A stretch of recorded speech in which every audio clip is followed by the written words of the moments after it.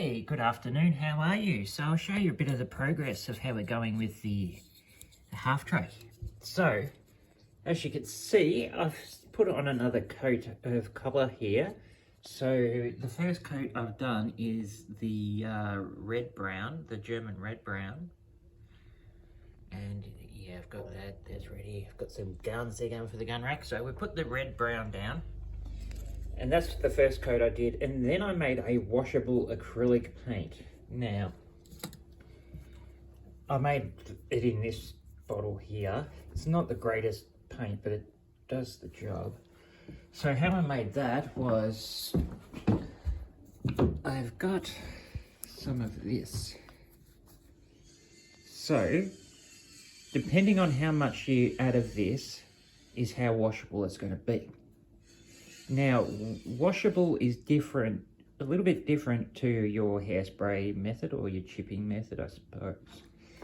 If you want to get chips and stuff with this stuff, you need to get the pick out, your toothpick out or whatever, and really get those corners off. But what this does is it makes a washable paint, so it really creates the effect of worn paint, as you can see. So, you add about 10% of this to your mix. If you add too much, the paint will peel. So don't add too much. If you add not enough, nothing will wash off properly. Okay, so you about 10% to your paint mix, and then it's good. Peeling off is a problem. If you're getting it peeling back, like it's just peeling off, you've added too much, like reduce it a bit. So, yeah, that you'll know when you've added too much.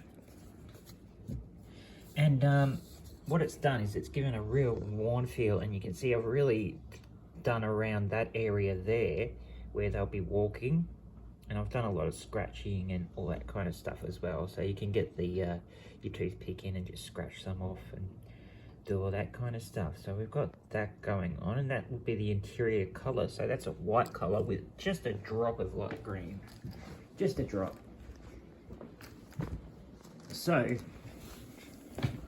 these aren't the easiest thing to make. Now, put together. Now, Dragon don't give you any guidance on where to put the parts, all right?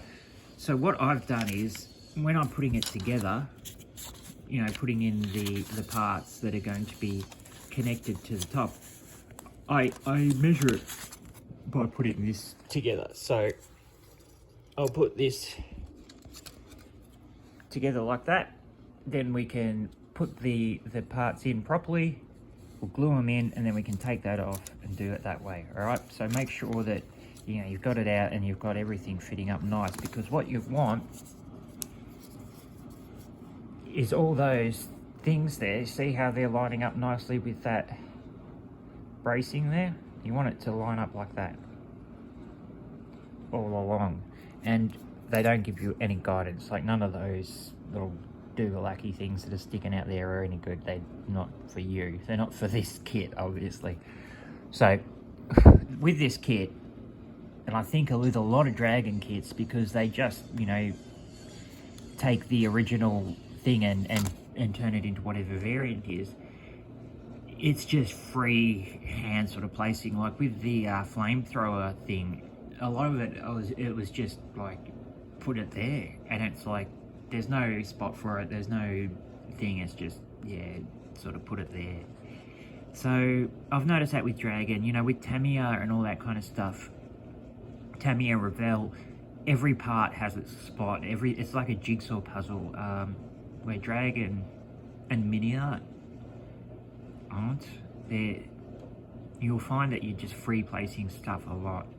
So just be wary of that when you're going into the more difficult kits. Alright, well, I reckon we should have a look at my other half track as well. So I might make another video for that, but I'm going to marry this one up with this kit. I think so.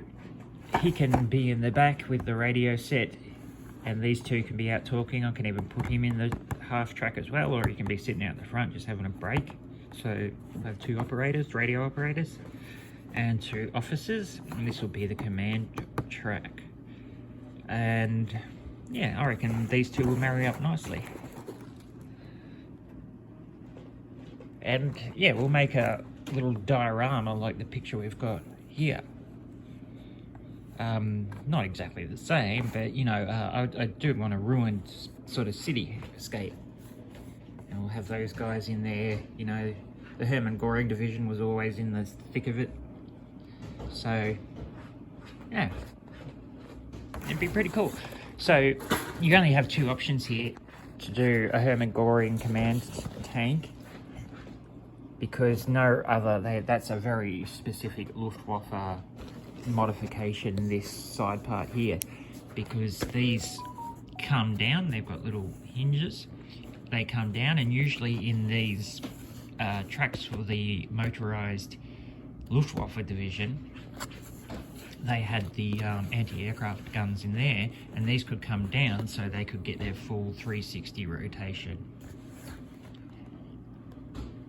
But this one was just, they've gone, all right, we'll take out the cannons, and this will be, and we'll put in a big radio set, and this will be the command version. So we've got that, and I've been looking at it for a while. Yeah, we'll have a look at it. I'll make another video. All right, I'll speak to you again soon.